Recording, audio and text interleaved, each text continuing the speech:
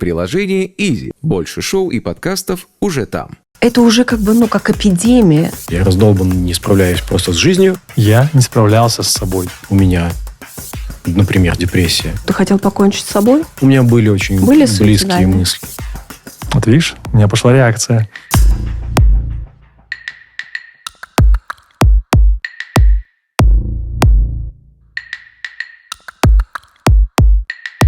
Всем привет! С вами Галина Рышкина и подкаст «Смеялись и плакали». Сегодня у меня в гостях замечательные, красивые, очень талантливые мужчины. Андрей Мануйлов, журналист, автор подкаста «Осколки». И Тимур Актаев, архитектор, дизайнер. Говорить мы будем... у нас уже такая традиция сложилась в подкасте. Мы много тем околопсихологических исследуем. И сегодня я хочу поговорить с вами о депрессии, о среднем возрасте, о мужчине в среднем возрасте, об отцах в среднем возрасте. И хочу, чтобы вы поделились своими историями, рассказали, какие вы сложности проходите ли. И как вам сегодня, мужчине, живется. Скажите, Андрей, расскажи, ты делаешь подкаст «Осколки», который прям посвящен отцовству. Да. Почему ты решил об этом говорить? Потому что я сам являюсь отцом уже 11 лет, скоро будет 12 лет. У меня 2 сыновей. Когда, в принципе, изначально я еще к этой теме только-только подходил, когда мы с женой обсуждали детей, как это будет, что это будет. Я вообще боялся быть отцом мальчиков, потому что я сам вырос без отца. Да, у меня был отчим с 9 лет, в моей жизни появился отчим. До этого я воспитывался, получается, женщинами, мамой и бабушкой. Когда появился отчим, когда мы разъехались с бабушкой, все равно очень сильное влияние. Я был в поле мамы. Отчим как-то был все-таки немножко в стороне. Это была позиция мамы. В этом, возможно, были свои плюсы, но опять-таки и минусы. И когда я уже, как мне казалось, стал мужчиной взрослым, когда уже был под тридцатник, я боялся становиться отцом мальчиков, потому что я не знал, как это быть отцом мальчика, потому что у меня не было нормальной ролевой модели. Я видел, допустим, своих одноклассников, я видел их семьи, я видел, что у них есть отцы, и отцы разные, у всех были разные семьи. Я понимал, что у меня такого точно не было. То, что у меня было, это был совершенно другой опыт. Поэтому я по этому поводу прям переживал. И когда, получается, жена забеременела, честно, когда мы шли на УЗИ, я такой, хоть бы девочка. Как ты думал, с девочкой я разберусь? Мне сейчас немножко обидно за девочек, потому что кажется, что как будто бы мальчику воспитывать сложнее. Я сейчас говорю просто про свое восприятие, Я понимал, что, как мне казалось... Потому что, знаешь, почему нет? Потому что я был в женском поле. У меня очень, не знаю, как сказать, сильная эмпатия, то есть уважение к женщинам, в принципе, то есть, потому что, меня воспитывали женщины, в отличие от многих своих друзей, я понимаю, что мое отношение к женщинам немножко другое часто, то есть, более уважительное, что ли, Я не говорю, что они плохо относятся к своим женам или женщинам, нет такого, но все равно там есть такое, что мужчина всегда главный, женщина она выполняет немножко другие функции. У меня такого не было. И поэтому я думал, что как-то с девочкой мне будет просто легче быть папой, чем с мальчиком. Потому что чего я научу мальчика? Как быть мужчиной, как быть завоевателем, как быть тем. То есть Господи, такие моменты, понимаешь? Пожалуйста, какая чушь. Я тебе говорю, то, что меня беспокоило, когда мне было 25-30 лет, когда я к этому только подходил. Прими меня таким, каким я был. Я сейчас меняюсь, разумеется, с годами я меняюсь. Но таким я был в 25-30 лет. И мы ходили на УЗИ, я думаю, хоть бы девочка, понимаешь? И тут, мальчик. Я такой, И мы встречаем своих знакомых, это брата моей близкой подруги, и он такой, у меня девочка, у нас девочка. Я говорю, ты радуйся? Он говорит, ты сам радуйся, тебя мальчик. Знаешь, такие были разговоры. Ко мне всегда тянулись дети. На улице, видимо, потому что я высокий, добрый, улыбнешься, такая приятная реакция. То есть я думал, я буду классным папой, А когда я стал папой, первый год был такой достаточно нормальный. То есть я помогал жене, мы купали, как-то разделили свои обязанности, ухаживали. Я постоянно его снимал на камеру, все такое. С года, где-то после года, после 2, стало тяжело. Наш спокойный ребенок стал очень неспокойным. В какие-то моменты я мог срываться. орать. Хотя чего там, ему 2-3 года, понимаешь? А я могу так его схватить за лицо, понимаешь, от злости, потому что он меня не понимал. И я говорю, как есть, вот честно. Я этим не горжусь ни разу. Рос вообще безграничный ребенок. Нам там ставили сначала, когда она была беременна, риск того, что будет синдром Дауна. Потом в 3 года, когда мы пошли там, к терапевту показать ребенка, он сказал, у вас ребенок типа в глаза не смотрит, он никого не слушает, у вас, возможно, там будет есть там расстройство как это называется? Аутизм? Ну, типа аутистического, как правильно, спектра. Возможно, типа ребенок аутист ваш, знаешь. Это капец нас просто с женой добивало все эти вещи. Что не так с нашим ребенком, что не так с нами, почему не знает границ, да. Потом ребенка таскали по психологу, к одному повели, ко второму, к третьему. Получается, в какой-то момент мы понимаем, что, во-первых, надо же идти к психологу, в терапию. Когда, получается, уже второй ребенок родился, второй мальчик, мы же все переживаем, что у нас первый какой-то такой, странноватый, да, нужно идти на второго, чтобы как-то компенсировать, возможно. Слава богу, да, наш ребенок, первый, что второй, они замечательные, оба, они просто вот такие, да, они шумные, там куча всего. Активные, там где-то гиперактивные, да, то есть, что многие удивляются, они говорят, да, наши тоже активные, нормально все. Когда они видят наших детей, они говорят, да, они в шоке от наших детей, просто, понимаешь. Я понимаю, что где-то это то, что мы выросли с женой, да, как бы не зная, что такое границы, мы жили одни, то есть в плане ни у меня, ни у нее не было ни братьев, ни сестер, мы не понимали, как вообще это, что такое сиблинги, да.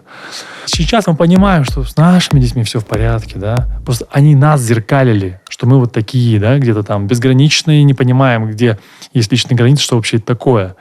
Вот. И на этом фоне жена пошла в терапию, потом я пошел в терапию. То есть у вас у обоих началась депрессия какая-то? Этот стресс такой был, да? 2020 год, март, когда нас всех запирают по домам, и когда те вот вспышки гнева, да, в отношении детей, да, которые у меня происходили достаточно редко, потому что работа, проекты, да, бывали, конечно, какие-то конфликты, вот, но это все было очень сильно размазано, да, и мне казалось, что это как бы в пределах нормы, хотя это не норма в принципе, я сейчас понимаю. Но на пандемии, когда мы оказались заперты в 4 стенах на 2 месяца, вот эти вспышки гнева, они стали гораздо чаще, да. Я не справлялся с собой. Не то, что с детьми, да.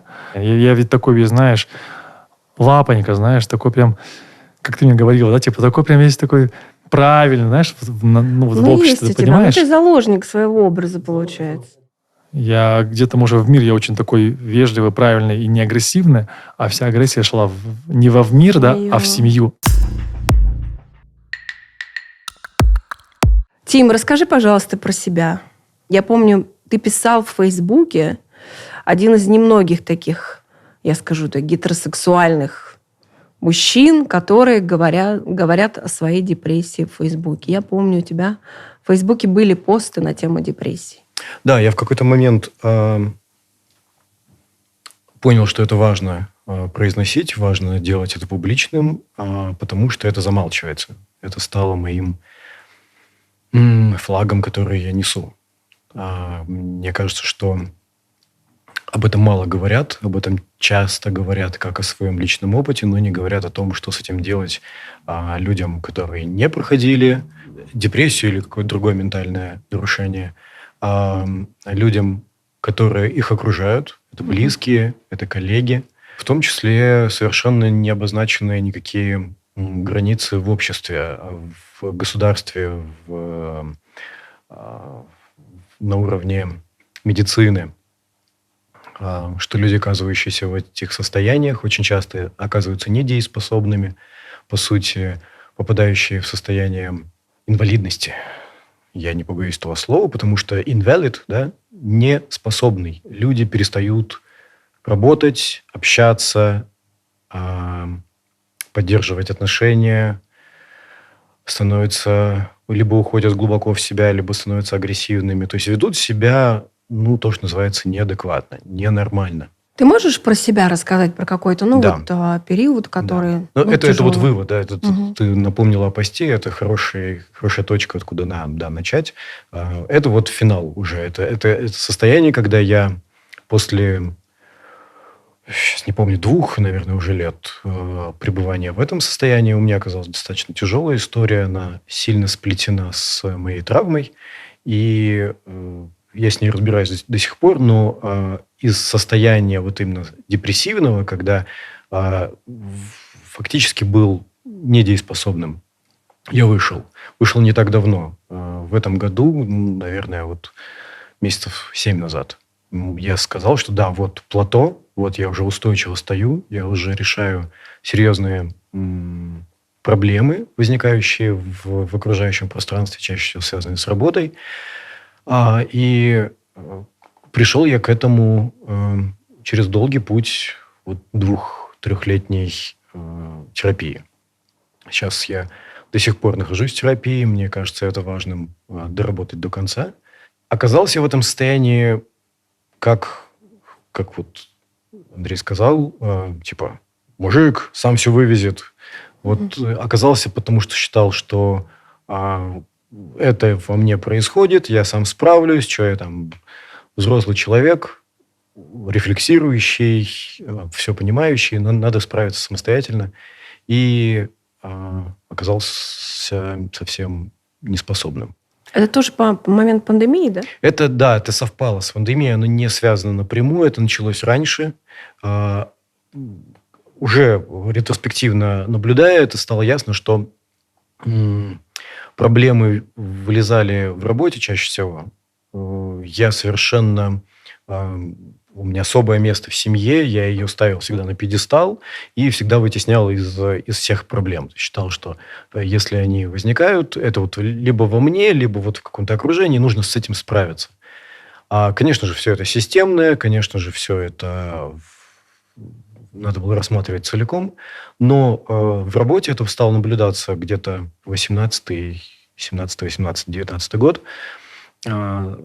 Я стал отстраняться от того, чем занимаюсь, меня все перестало устраивать, и в 2019 году я понял, что надо просто пересмотреть все, и стал готовиться к закрытию своей успешной компании. Все работало, но все перестало приносить мне удовольствие, я перестал понимать, зачем это. Это был вот первый флажочек такой, который возник. Это уже не флажочек, это уже все флажки. И тогда это было совершенно неосознанно. Да? Да, тогда это было без понятия. То есть, казалось, что устал, надо пересмотреть приоритеты, нужно научиться менеджерить процессы. Вот. Если бы я имел продолжительный, здоровый опыт психотерапии, я бы уж сказал, конечно же, это вот надо обращаться за помощью, чтобы кто-то со стороны посмотрел и сказал свое мнение. И я за этим не обращался. Ты знаешь, вот сейчас ты говоришь, и я вспоминаю на самом деле, во-первых, весь твой бизнес, да, прекрасный, и ты был очень активен, Да, и много проектов было, очень много. Да, а потом как будто бы взял, схлопнулся и исчез. На самом деле я понимаю, о чем речь. Вот, Андрей, я не знаю, знакомо тебе это или нет, но у меня то же самое на самом деле, по сути, происходит. Это еще, мне кажется, в нашем случае связано все-таки с какой-то серединой жизни, да? Есть в любом случае какой-то экзистенциальный кризис. Сегодня он, по разным оценкам, он и в 25 лет происходит, потом в середине жизни. Есть, опять же, все-таки никуда не делся какой-то кризис среднего возраста, да, который когда ты понимаешь, что все равно так или иначе подходишь к пересмотру своей жизни, и в том числе и деятельности профессиональной. Мне кажется, что нет никакого кризиса среднего возраста, потому что кажется, он связан, этот кризис, который рассматривают, назвали его таким, он связан с накопленным опытом и с невозможностью справиться с травмами прошлого. Они просто сходятся в определенной точке.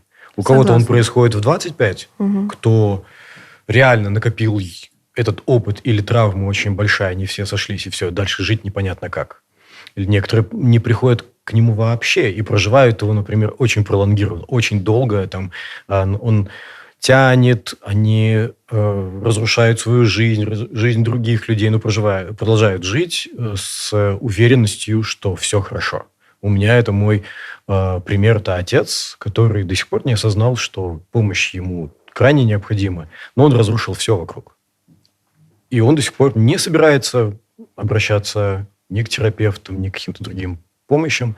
Он идет не хочется так прям жестко, но мне кажется, по развалинам своей жизни. На самом деле, вот отцы важная часть, и вообще, в принципе, наше собственное детство, да, это важная часть. Это модель чаще всего. В любом ключевая. случае, да, ключевая в База. случае, ну, из моей истории, я думаю, в ваших случаях. Да, можешь рассказать? Ты, про папу начал говорить? Сейчас, наверное, уже могу, потому что один из моих последних таких, как это называется, инсайтов, да, открытий, которые изменили многое. Не могу сейчас сказать все, но прям качественно изменили мою жизнь. Это осознание места влияния отца, потому что это человек из среды военной, из среды КГБшной. У него отец работал в КГБ, и буквально меньше месяца назад я нашел фотографию, у которой у меня очень много вопросов, но так как мы не общаемся с отцом, я не могу ее обсудить. Это фотография достаточно молодого моего деда. Я его не знал. Он умер, когда мне было 2 или 3 года. А он в форме, и в форме КНВшной. КГБ. Как тогда это называлось НКВД. А, еще и НКВД. Это 30-е годы. Угу. И поэтому я понимаю, что там история может быть очень запутанной и очень травмирующей. И, собственно, это каждый раз это такая основа понимания, почему мой отец вот такой. Мгм. Что у него разрушено, почему он не хочет это признавать, потому что там, скорее всего, очень большая, серьезная травма личностная.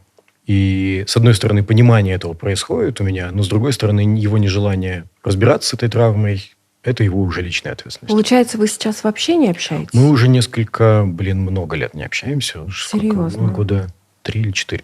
А как, 3. в смысле, как ты просто прекратил отношения или как? Да, я просто видел, что сильно нарушаются мои границы, что я не могу с ним обсудить важные вопросы, что я иду в терапию, я пытаюсь как-то это решать, что у меня разваливается семья, мне нужна поддержка, а я с ним это обсудить не могу. Человек, который не умеет разговаривать на личные темы, избегает их максимально. Да, я думаю, что тут каждый может примерно. Потому что это культурная история, а здесь она усиливается еще вот этой его семейно-профессиональной, где слабины нельзя Деятельностью. давать, да.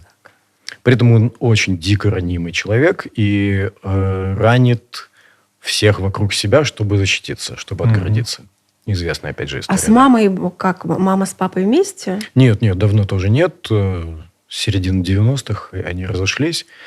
И постепенно мы разговариваем об этом, и она все это подтверждает. И она долгое время сама отрицала, она это прикрывала какими-то удобными картинками. Вот. Но абсолютно ясно, что человек не был заинтересован в сохранении целого как семьи. Он сохранял свою личную травму. Там такая дрянь, такая ходячая дыра на ногах, в которую усасывалось все. Друзья, семья, я как сын. Это болезненная история с принятием себя, с самооценкой, что вот этот человек, который кучу всего добился и сделал, у которого были, это я про себя рассказываю, да, который хотел изменить индустрию дизайна, предметного, промышленного дизайна, залезть на территорию изменений как бы государственных там каких-то штуковин, да, не справился с этим, не смог удержать, и в основе этого оценка себя, своих возможностей, своих успехов. Если бы я каждый успех ставил на полочку как статуэтку, сейчас я понимаю, у меня была забита стена, я кучу всего сделал, но моя стена пуста. Я не оцениваю. Я сейчас их принимаю, да, это круто, что я сделал. О, как клево, что это тогда происходило. Но как статуэтки ее до сих пор нет. Я их сейчас реставрирую. Я их, можно сказать, создаю. И мое исчезновение из публичного поля вот в том числе связано с тем, что как бы, а кто я вообще? Что я делаю, чем я занимаюсь? И там как бы подложечный вопрос, типа, кому это нужно? Потому что всегда кому нужно, это был отец. Нужно было все время доказать ему, что это нужно, что я делаю правильное дело. А у него это обесценивающее отношение вообще просто... Он 1 или 2 раза за всю историю моей жизни сказал, что я что-то сделал хорошо. Ой, я тебя так хорошо понимаю, честно говоря. Вот сейчас ты прям говоришь, это абсолютно, это, как бы отзеркаливает мою историю. Я понимаю, да, насколько сейчас уже начинаю понимать, на самом деле у меня тоже есть такое. Мы как бы обесцениваем свои собственные достижения, это вот однозначно. Потому Это что всё обесценивали нас. Абсолютно, да, это про Близкие низкую люди. самооценку. И вот я, как бы это все daddy issues. Твой брак распался, ты оставил свой бизнес, да, перестал им заниматься. Все это происходило в один момент, и тогда ты пошел в терапию. Ой, в терапию я попал не сразу. Точнее, как бы был момент, когда я считал, что я разберусь сам. Я ушел в такой скит. Нашел дом своих друзей, связанный с моим детством. Он прекрасный, старый деревянный дом. Заперся в нем и начал медитировать, начал работать с... как бы такой внутренняя арт-терапия была. Никто мне не говорил, не направлял. Я сам стал экспериментировать. И в какой-то момент стало ясно, что это не работает. Что это классно дало мне возможность пересмотреть, чем я хотел бы заниматься. Я всегда близок был к искусству. Но вот эта вот оценка, и что искусство не зарабатывает деньги, что надо заниматься чем-то серьезным, чем-то важным, в нефтянке работать. Тут начала пересматриваться эта история. Потом в какой-то момент стало ясно, что я вообще все уже, я раздолбан, не справляюсь просто с жизнью, что я не справляюсь с дочкой, не справляюсь в смысле, что я не могу быть ей родителем, тем самым полноценным, устойчивым, питающим, поддерживающим родителем. И начал искать терапевта, и не с первого раза нашел. Вот это важный вывод, который я отдельно отмечаю всегда. Психотерапевт не находится с первого раза. И не с третьего иногда. Иногда это какая-то 5-я итерация, 5-й человек, 5-й заход на терапию. Может пройти довольно много времени. Оказалось, что мне очень нужна такая не классическая терапия, где терапевт отстранен. Это очень частая история в классической психотерапии, когда вот эта кушетка, и он что-то сидит, выслушивает, и вообще никак не реагирует. Мне очень важно было принятие. Это такой был мой переход, такой портал, когда я могу довериться и смогу раскрываться и раскрывать это в себе. И вот это вот раскрытие происходит 2 года, а я нашел, мне помогли. Ты нашел, да, такого человека, который тебе важен был? Я понимаю, да, о чем ты говоришь. В моем случае я полежала в рехабе. Я об этом уже рассказывала, в принципе. Вот. И ребята, получается, из рехаба, то есть, они там работают, это называется психодиагностика, когда тебя диагностируют, понимают как бы основу, да, условную основу проблем. Это тоже все детские травмы. И мой психолог и ментор, они стали вот такими как бы парентальными фигурами. И фактически сейчас, когда... Какими фигурами? Парентальными, родительскими. Okay. Они стали фактически сейчас, вот мне 43 года, да, я там, в терапии нахожусь все это время. Уже, получается, 5-й месяц. И... Ты добираешь. Сегодня вот они выполняют такую роль моих родителей. И тоже вот когда что-то поменялось, да, это стало работать. Это вот как бы люди, которым я могу доверять. И сейчас фактически, когда я только учусь понимать, разбирать свои собственные чувства, чего я категорически отказывалась делать, что я отказывалась делать на протяжении 43 лет. Что сейчас я как маленький, но я сейчас вообще как 43-летний ребенок. И, конечно, вот сейчас мне нужны мама с папой. И вот они мама с папой. Да. Тут очень важно, чтобы это были правильные люди. Это подход, он же, по идее, в гештальт-терапии. То есть, психоаналитики, это немножко одно, а гештальт это именно через эмпатию. То есть, в гештальт-терапии туда приходят люди, которые сами были дико травмированы. Это у них должно быть у самих более 150 часов терапии. То есть, они должны быть сами то есть, они должны понимать, через что ты проходишь, они должны прямо это чувствовать тебя. То есть, у меня случился контакт с первого раза. Я пришел, меня направили, я пришел, думаю, да. То есть, я пообщался, это мой человек. Это просто... И даже было такое, что спустя какое-то время он говорит, ты знаешь, Андрей, что вот я сейчас через тебя терапевтирую себя в том числе. То есть, слушая тебя, там до такого доходило. У него, разумеется, есть супервизор, с кем он там тоже, потому что любой психолог, он должен, Да, у них супервизор скажем так, есть. наблюдаться, да, другим психологом, да, более высокого уровня, то есть у них такая тема. Вот, и вот это про то, что я, получается, тоже добирал в Тимуре отцовскую фигуру. То есть я всегда добирал, то я сейчас понимаю спустя время, что тот же Миша Дорофеев, да, то есть там, ну, сейчас это не про терапию, но то, что тот же Дмитрий Бациев, да, я где-то у них брал что-то отцовское. Ой, всегда, ты понимаешь, вот эти парентальные фигуры, в итоге родители, да, которых мы искали, вот я столько раз потом только в терапии поняла, что я все время ранюсь, потому что у меня все люди вокруг мои папы должны быть. Вот это парентальная фигура, где ты авторитетная, да, а это вот мы работали в журналистике, это вот эти вот дядьки, понимаешь, которые на самом деле, ну, честно говоря, в 20 лет не слабо так меня потравмировали. Потому что, ну, это были больные люди, ну, честно. Больные люди, больные старые алкоголики вообще. То есть там, ну, как бы вот это первый рабочий опыт, он тоже был очень травматичным. И мы во всем точно так же вот искали, я точно так же искала каких-то родителей. Для меня этот опыт, я сейчас тоже понимаю, что где-то, может быть, было травматично, но в целом там ко мне было очень хорошее отношение именно старших мужчин, да, когда я прихожу с университета, допустим, я там, не знаю, 19-летний, да, на практику в газету, и тут, не знаю, мужики там на 10 лет старше, на 16 лет старше, они ко мне на «ты». То есть они, Андрей, ты тоже с нами на «ты».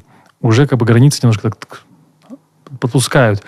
Я получал разные там советы, какие-то вещи. Я понял, что я реально какую-то старшую такую мужскую заботу получал от них. Да? То, чего я где-то не добрал в свое время, будучи ребенком, да, там, подростком, я добирал это у моих, да, начальников, да, скажем так, которые были мне как бы еще и друзьями. Я добирал это у друзей в своем окружении, да, то есть в том числе, да, там, у того же Алишера добирал, понимаешь, я сейчас понимаю. Но вот придя в терапию, я понял, что классно, когда у тебя есть друзья, и классно, когда ты можешь найти поддержку. А я такой человек, который всегда искал поддержку, я скажу, как есть, да? Вот. Но друзья зачастую не сравнятся с психологом, хорошим психологом. Сейчас много псевдопсихологов, да, которые порочат, да, скажем, эту профессию, да? Вот. Но есть крутые специалисты, которые понимают, что надо говорить, в какой ситуации, как тебя правильно поддержать, то есть, и как научить уже тебя, своего, скажем так, клиента, да, стать вот той самой поддержкой самому себе, чтобы ты мог уже сам себе за руку взять и вывести из этого говна, да, не ища там помощи там у друга, который тебя, может, там, твой ровесник, который там, да, умный, да, классный, да, то есть там, может быть, более успешный, ты можешь на него как бы равняться, но у него своих хватает закидонов, и он со своей колокольни судит, а психолог все-таки это немножко другая работа, и поэтому очень важен, ну, лично для меня оказался именно важен опыт работы с психологом, благодаря которому я сейчас могу, не ходя даже в терапию, ну, уже год я туда не хожу, он, скажем так, мне инициировал, да, меня отпустил на время, и я понял для чего, чтобы я попытался уже быть сам себе поддержкой, то есть уметь заботиться о себе. Да, это очень важно. Вот это то, чему терапия, ну, хорошая, учит. То, что ты очень верные штуки сказал, да, про то, что друзья – это не терапевт. Да. В культуре у нас есть очень большое заблуждение о том, что я сейчас поговорю с друзьями, я там у себя на кухне все разберу. Это глубочайшее заблуждение, одно из самых опасных. Связано он с табуированием вообще заболеваний, ментальных нарушений. Типа, что там, я что, псих, что ли, к психологу ходить, да? Это важная штука, на которой я хотел бы всегда заострять внимание, не пытаться решать с помощью друзей. Друзья – это такие же мешки с мусором, как и ты. Никто тебе не даст взгляд со стороны. Вот скажите, как вы думаете по себе? Видите, вот, ну, ситуация как-то меняется. У нас очень высокий уровень, очень высокий, по-моему, 11 там, или 12 место по алкоголизму. Среди мужчин чуть повыше. В мире? 11 или 12, сейчас не помню. Да? Ну, понятно, причины очевидны. Очень высокий уровень суицидов. Да. Как думаете, как бы в какой-то момент было понятно, что это связано, вот как ты говоришь, с табуированностью? Это культурная история. Это уяд, это один из самых... Да. Мужчина должен быть сильным. Но мы сейчас как-то вот эти глупости начинаем преодолевать. Как вы вот по ощущениям? По ощущениям, да. По ощущениям, многие стали говорить терапии перестала быть такой прям болезненной историей вот заикнуться о том, что у меня, например, депрессия. А в какой-то момент, ну, может быть, я больше в таком российском интернете, скорее, больше я вот обитаю. У меня очень много, 8 лет там прожив, много связей. Там об этом прям легко стало говорить. И даже в какой-то момент это превратилось в некий такой тренд не очень хороший, когда все стали у себя искать сначала биполярку, там был год биполярки, потом все стали в депрессии, все сидят на антидепрессантах. И мне кажется, это тоже определенное увлечение. Все люди и психотерапевты тоже. И некоторые говорят, а давай-ка мы там что-нибудь тебе попьем. У меня вот просто какая-то святая психотерапевтиня моя. Я ее обожаю, потому что она говорит, давай попробуем без антидепрессантов обойтись. Круто, круто. И мы обошлись. Это тяжелее, это дольше. Но опыт однозначно более весомый, что ли. Я прошел через болезненную стадию дыры, когда вот на краю, вот там прям совсем на краю. Благодаря хорошей подруге, у которой есть свой большой... Ты хотел, извини, я тебя перебью опыт, на да. краю. Ты хотел покончить с собой? У меня были очень Были близкие суицидальные? мысли, да. Ну, я прям был сильно близок к этому.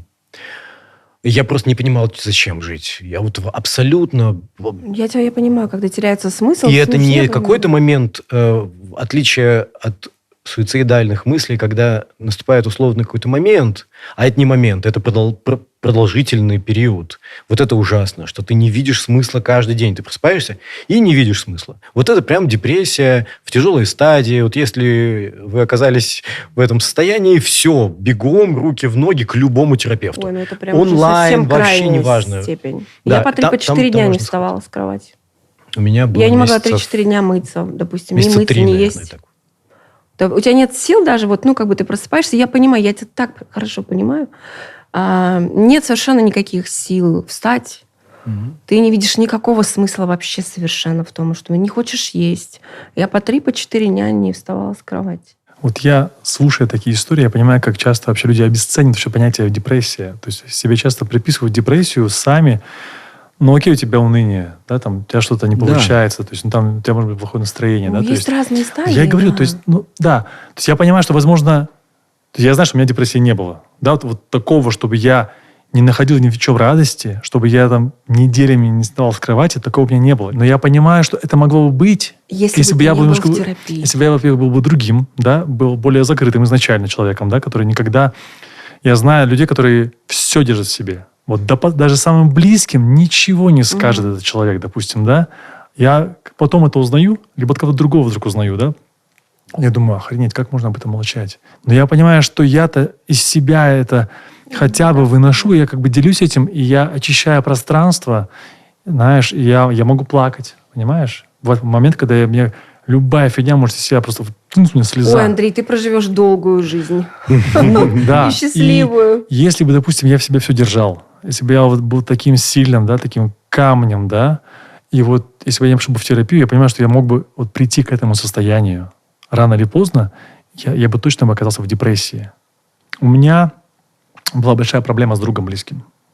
Понимаешь, у меня были дела с моим хорошим товарищем, моим другом, и в какой-то момент там случились какие-то разногласия. Я пошел на условия, которые меня не устраивали.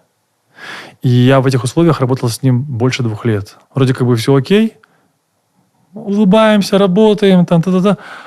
А внутри меня закипает. И я понимаю, что мне скоро начнет крышу сносить, понимаешь? Да, я как понимаю, чайник. о чем ты говоришь. Я это сдерживаю. И разумеется, что это тоже могло в детей моих идти, понимаешь? Слив этой энергии в другие вещи, да, на жену, там, на близких. Ну, так получается, что обычно близким достается больше всего. И вот в той же терапии я еще и это прорабатывал. Запустился мощный процесс сепарации с близким мне человеком, которого я очень сильно люблю, а я тебя люблю. Вот видишь, у меня пошла реакция. И я пошел на разрыв этих отношений. Я пошел в свою силу, я вот проявил ту самую агрессию, которую я не проявлял. Я был непреклонным. я проявил себе те качества, которые я обычно не проявляю. То есть мне пришлось показать себя далеко не с самой приятной стороны. Я, оказывается, могу быть очень жестоким, неподкупным на какие-то эмоции, манипуляции. Потому что раньше любой более-менее близкий мне человек мог надавить на различные кнопочки, да, и хороший Андрей, заботливый такой весь... Удобный включается на раз просто, понимаешь? Я был очень удобным. Вот, то есть мне пришлось учиться быть неславным парнем, быть, знаешь, каким-то там где-то даже, может, мудаком в чем-то понимании, да, то есть, но я стараюсь быть честным самим собой, это вот очень важно. Вот, видишь, я сейчас рассказываю, это очень классно. Монолог был, слушай, ну, было очень красиво, да. Я понимаю, да, наверное, и есть еще... Нет, ну почему? У женщин тоже дружба это очень... Слушайте, ну это обычно наши самые долгие отношения. Да. Отношения с нашими друзьями. Да. Просто, да, немножко тоже есть такое вот... Мы как-то... Никто нас не учил, да не объяснял, как их выстраивать, и личные границы. Ты сейчас рассказал свою историю. Да, у меня тоже такие разочарования были в жизни. Это очень тяжело. Вот, но если над всем работать, все поправимо. Тим, скажи, пожалуйста, как ты сейчас, чем ты живешь, как ты себя чувствуешь, какие отношения у тебя с бывшей супругой и с ребенком? Вот ты молодой, 40-летний, разведенный мужчина. Хочется сразу по удобной привычке сказать, да все хорошо. Вспоминая, в каком аду все было на протяжении многих лет. В внутреннем смысле. Вот это та самая дыра. Мне, кстати, кажется, что это вообще одно из самых ясных образов, которые человек описывает, находясь вот в таком разрушающемся состоянии, когда туда улетает. Это именно черная дыра, в которую улетает все без остатка. Время, деньги, силы и все остальное. Что и вот ее нет, черная дыра закрыта, осталось лишь восстановление такого здорового, действующего, деятельного человека. Нет у тебя вот здесь черненькой точечки такой? У меня нет, есть, и я ее страшно боюсь. Нет черной точки. Ну, все-таки, знаешь, хорошая фраза про то, что мы проходим каждый в своих ботинках, и нам натирает у каждого в своих местах. Понимание, что восстановление идет, есть абсолютно такое ясное понимание, что все будет хорошо, чего не было много лет. Последние 3 года вот эти вот адские, они были в состоянии, когда что все закончится, как я устал от всего. И периодически вспыхивает такое, да что ж такое опять? Но есть ощущение, что я выбрался из тяжелого периода, что идет именно что восстановление. Человек снова начинает расти во мне, вот эта дыра перестает существовать. То есть пустая оболочка, в которую себя весь ад засасывает. Вот она ушла. А живой человек растет. Становление профессионала снова, казалось бы, столько всего уже знаю, умею, учусь снова быть профессионалом. Единственное, в чем я счастлив, и что меня держало, и вообще, что не дало свалиться за край, это ребенок, это дочь, с которой вообще все началось. Я понял в какой-то... Вот этот самый тяжелый момент, я понял, что если я пройду этот тяжелый период, если я смогу восстановиться, то я смогу, во-первых, поддержать ее, если она свалится однажды в это состояние, либо я просто ей смогу сказать, что все восстановимо. Вот я был в самом адском аду, и я из него выбрался. И вот я рядом с тобой, потому что смог. И ты сможешь, и я тебе в этом помогу. Вот за эти годы я вижу только улучшения. Она очень классное зеркало. То есть, когда у меня что-то происходит, и я от нее это скрываю, потому что не хочу ее грузить, она все это прекрасно считывает и отдает мне обратно это. Вот умение видеть этот фидбэк от нее. Она же не говорит мне это словами. Она начинает не спать, капризничать. Не люблю это слово, не могу пока подобрать здорового. То есть, такая плаксивость и, известное в целом состояние детей. Один из самых ярких лакмусов таких вот показателей того, что что-то идет не так, когда ребенок капризничает. Это не ребенок капризничает, это вот надо вам пересмотреть, что у вас между вами или вообще в родителе происходит. Это очень важно, кстати. Это понять, поймать себя. Поймать. Да, рефлексия вообще это очень важная штука. Вот то, чему вообще надо с детства учить. Но как, пока непонятно. Спасибо же, на самом деле, что задала мне этот вопрос. Он отрезвляет, на самом деле дает возможность приподняться над происходящим. Там много всего происходит. Заработок денег, долги, вот эти все штуки. И вспомнить о важном. Наверное, самое важное, что я вынес и несу сейчас, это вот пропаганда здорового психического образа жизни. Это вот эти 3 важных опоры, которые важно создать в обществе для того, чтобы людей с ментальными нарушениями, в том числе депрессии, стали видимыми, стали поддерживаемыми.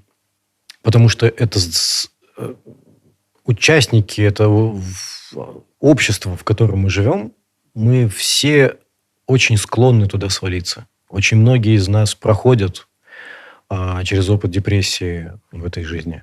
И в разном состоянии, в разной тяжести касались, ты упоминал эту историю, о том, что распознать грань между грустненько и уже депрессия в легкой стадии, с которой надо бороться, которую надо точно обозначать, это депрессивное состояние. Надо ее не увести дальше.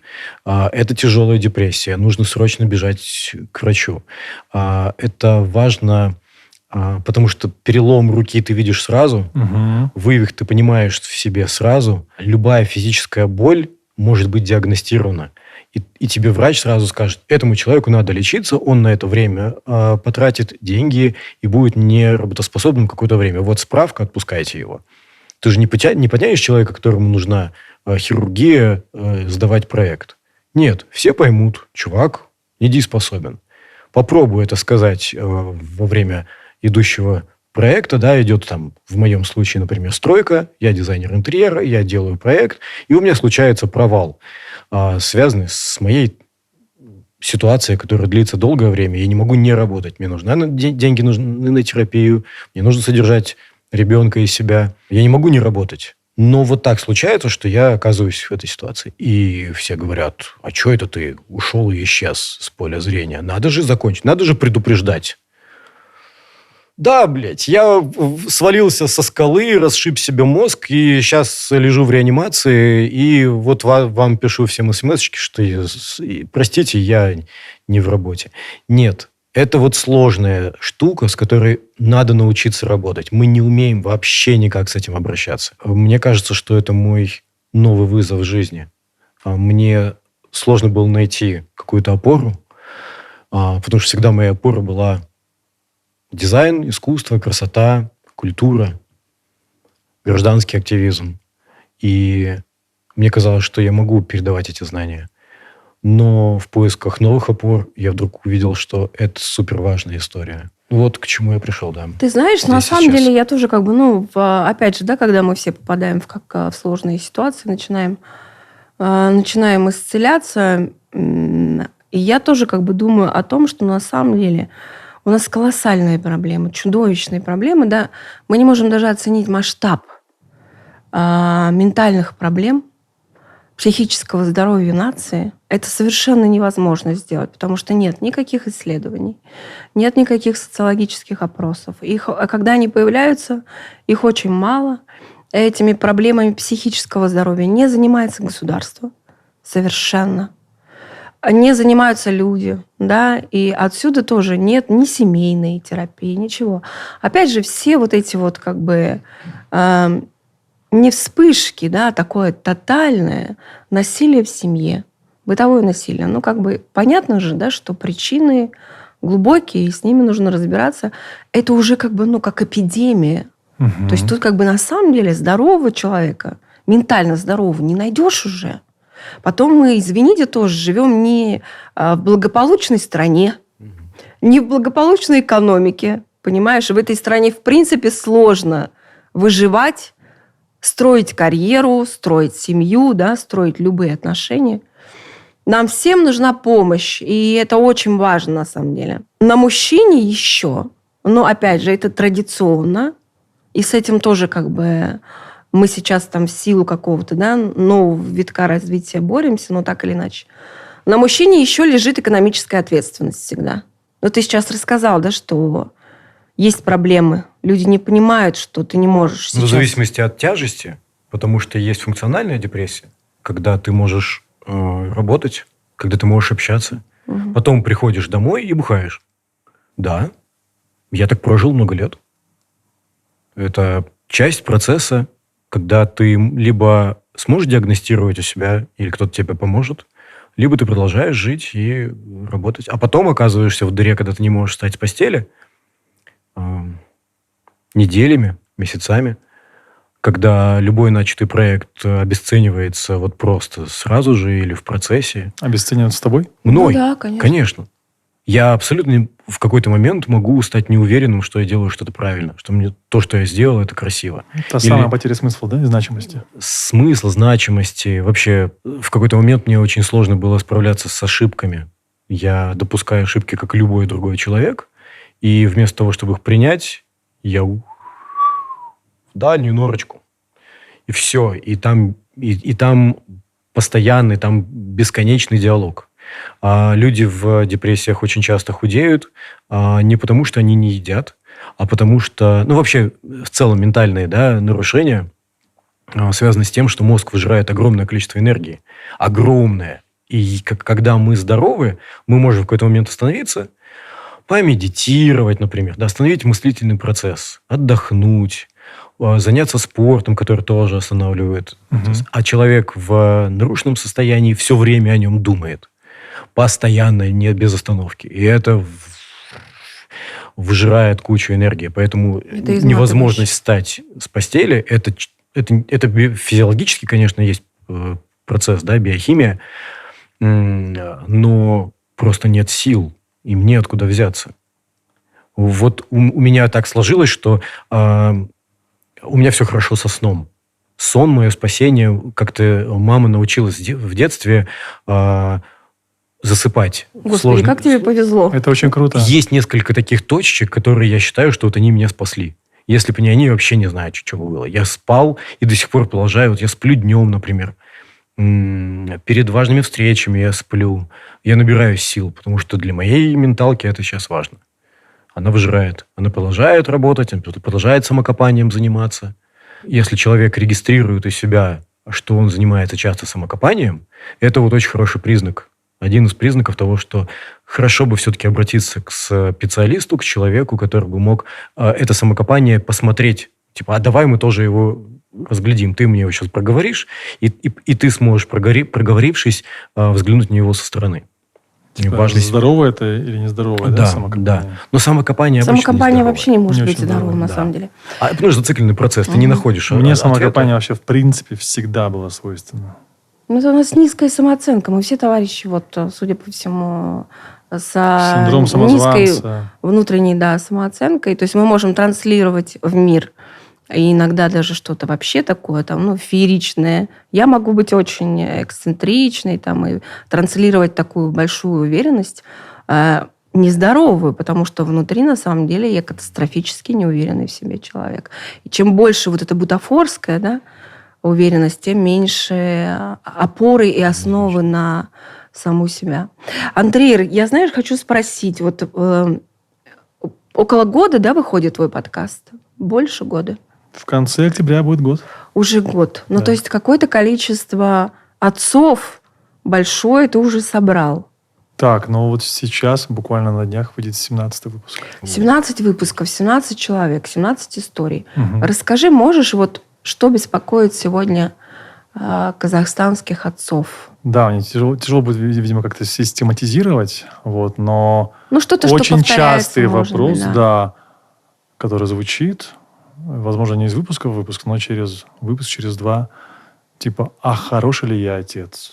У тебя и у тебя, Тим, есть ответ на вопрос, кто такой хороший отец?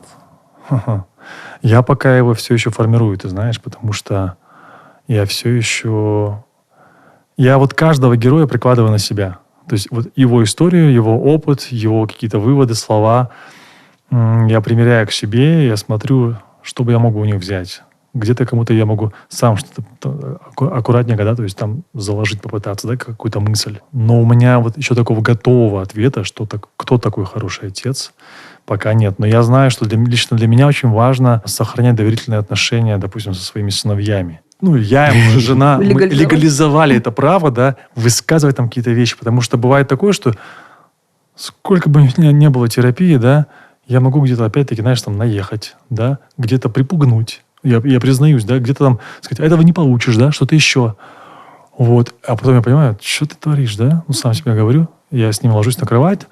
Вот. И я говорю, слушай, прости меня. Вот я вот сегодня там или тогда я поступил некрасиво, неправильно, я приношу перед тобой свои извинения.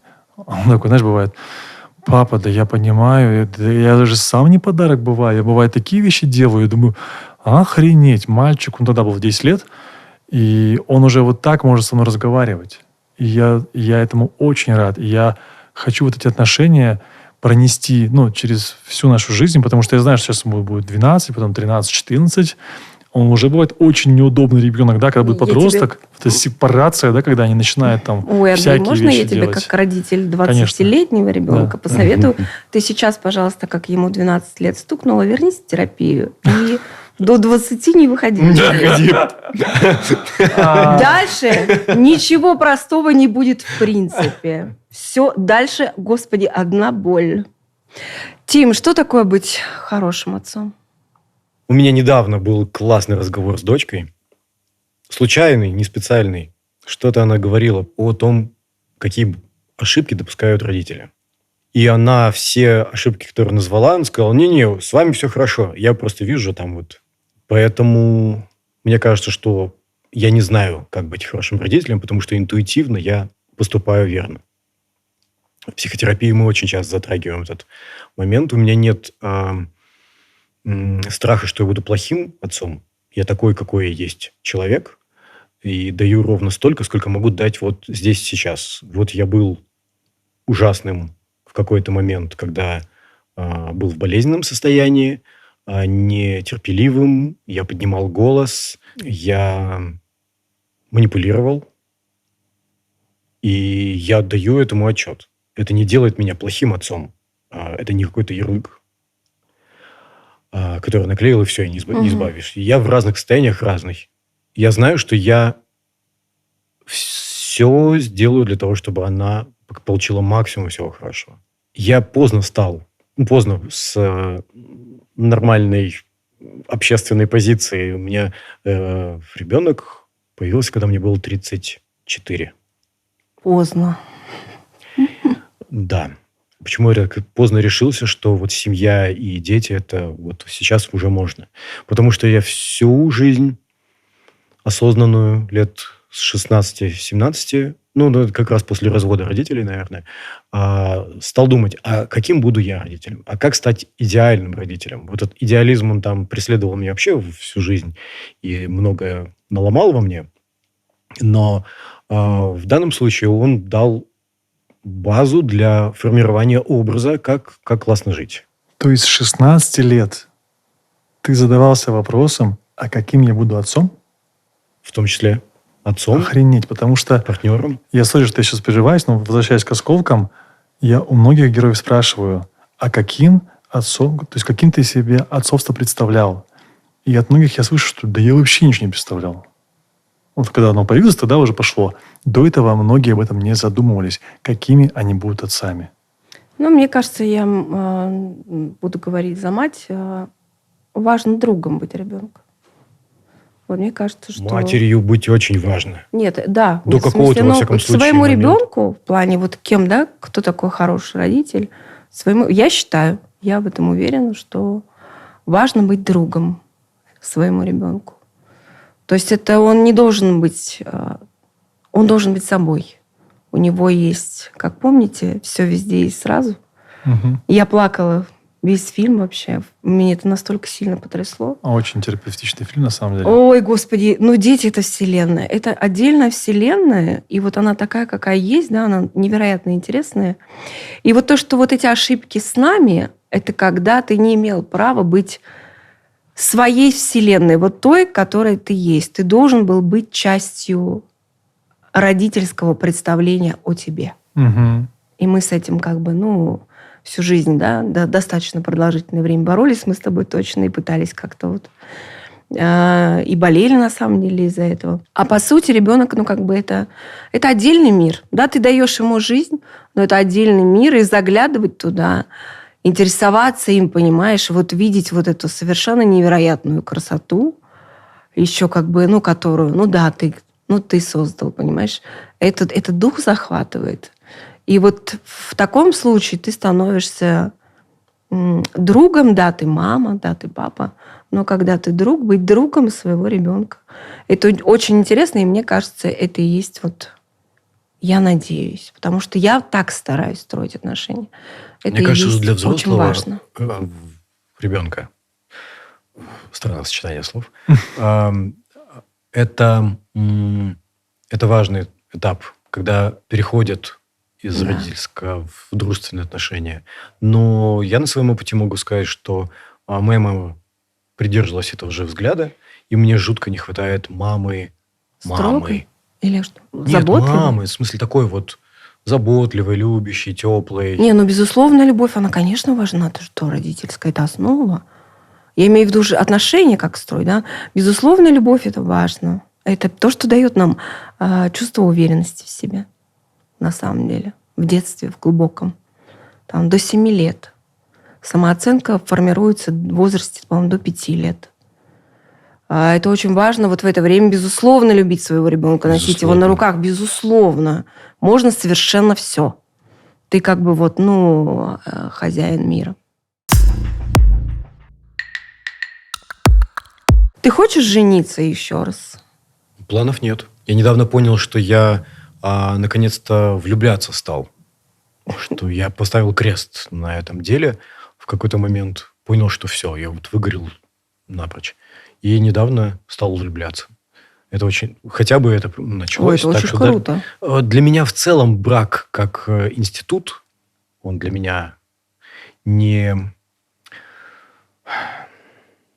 Сломанный, он недоработан. То, что он работал столетиями ранее, это да, он работал. И религия работала. Но все уже не работает. И у меня нет сейчас, в данный момент, стремления к новой ячейке общества. Нет, ячейка общества – это ерунда. Любовь, иметь отношения, партнерские, да, это уже это здорово, да. Андрей, в каком состоянии сейчас твой брак? И что ты собираешься с ним? Что вы собираетесь с ним делать дальше? Я боялся этого вопроса, честно, да. Ты имеешь право на него не отвечать. Нет, не имеешь. Нет, ладно, Сегодня 3 октября, да, у нас месяц, как мы с женой живем раздельно. Решили встать Вы прям на паузу. разъехались. Завтра будет 15 лет, как мы, в принципе, женились. Да, и мы пока разъехались. Ты собираешься сохранить свой брак или Я нет? собираюсь. Я сейчас только сдерживаю это уже на протяжении полгода. То есть уйти от тебя хочет супруга? Я никогда не инициировал развод. Уйти Я от тебя никогда хочет не Таня. поднимал разговор, давай разведемся. Никогда. Я это слышу оттуда. Может быть, ты боишься этого? Да. То есть, получается, инициатор расставаний, Ее она... не устраивает положение нынешних дел, ее не устраивает мое отношение к ней. Андрей, ты любишь свою жену? Люблю.